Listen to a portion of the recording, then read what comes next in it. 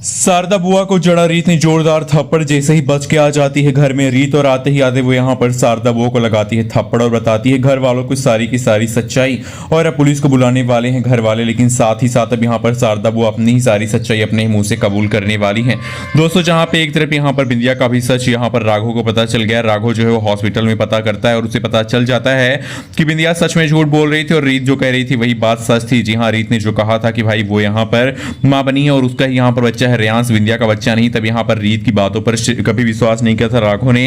और अब इसी बात को लेकर यहाँ पर राघव काफी ज्यादा हैरान है कि रीत ने सच कहा और मैंने उसकी बात का सच नहीं माना, उसकी बात पे विश्वास नहीं किया और मैंने बहुत बड़ी गलती कर दी। और दोस्तों, दूसरी तरफ यहाँ पर घर में रीत जो है वो आ गई है और जो यहाँ पर आपका राघव है वो भी आता है। और दोस्तों, यहीं पे जो रीत होती है वो घर वालों को सारी सच्चाई बोल देती है और बता देती है कि भाई किस तरह से शारदा बुआ ने उसके साथ क्या क्या किया, उसको बांध के रखा, उसको मारा और उसके साथ ऐसी ऐसी चीजें की हैं जो कि वो कह ही नहीं पा रही। और दोस्तों, इसी के बाद अब घर वालों की बातें भी सुन के यहाँ पर घर वाले कहते हैं शारदा बुआ से आपने सच में किया है? तब वो कहती है हाँ हाँ मैंने ऐसा किया है।